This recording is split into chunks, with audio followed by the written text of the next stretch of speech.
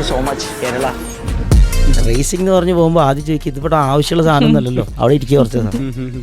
പക്ഷേ അതൊക്കെ doors open ആക്കി കിട്ടാനും അപ്രോച്ച് ചെയ്ത് അധികാരികളെ പറഞ്ഞ് മനസ്സിലാക്കി കൊടുക്കാനൊക്കെ നമുക്ക് എൻ്റെ നെറ്റ്വർക്കിലുള്ള ആളുകൾക്കുള്ള ബന്ധങ്ങളൊക്കെ നമുക്ക് വളരെ ഹെൽപ്ഫുൾ ആവുന്നു.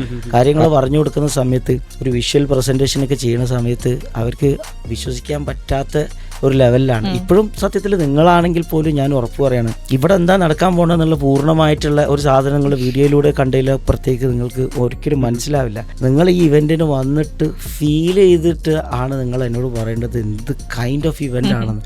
ആൻഡിൽ അൺലെസ് അതുതന്നെയാണ് എനിക്കിത് കോഴിക്കോട് നടത്താനുള്ള കാരണം. നമുക്ക് ബാംഗ്ലൂരും ബിസിനസ് ഇല്ല, അവിടെ നെറ്റ്വർക്ക് ഉണ്ട്. പക്ഷേ കേരളത്തിൽ കുറച്ച് സ്പെൻഡിങ് പവർ കുറവാണെങ്കിലും അല്ലെങ്കിൽ ആളുകൾ നമ്മൾ ഉദ്ദേശിച്ച പ്രൈസിൽ ടിക്കറ്റ് എടുത്തിട്ടില്ലെങ്കിലും ഇവിടെയാണിത് കാണേണ്ടത്. എൻ്റെ നാടാണ് കോഴിക്കോടാണെങ്കിലും കേരളത്തിലെ ആളുകളൊക്കെ വരും. അവർ ഇത് കണ്ടാലേ ഉള്ളൂ എത്ര വർഷമായിട്ട് നമ്മൾ എന്താ ചെയ്തുകൊണ്ടിരിക്കണമെന്ന് അറിയേണ്ട. എൻ്റെ കുടുംബവും എൻ്റെ ചുറ്റുപാടുള്ളവരൊക്കെ what is Bandidos, what is Murshid Bandidos.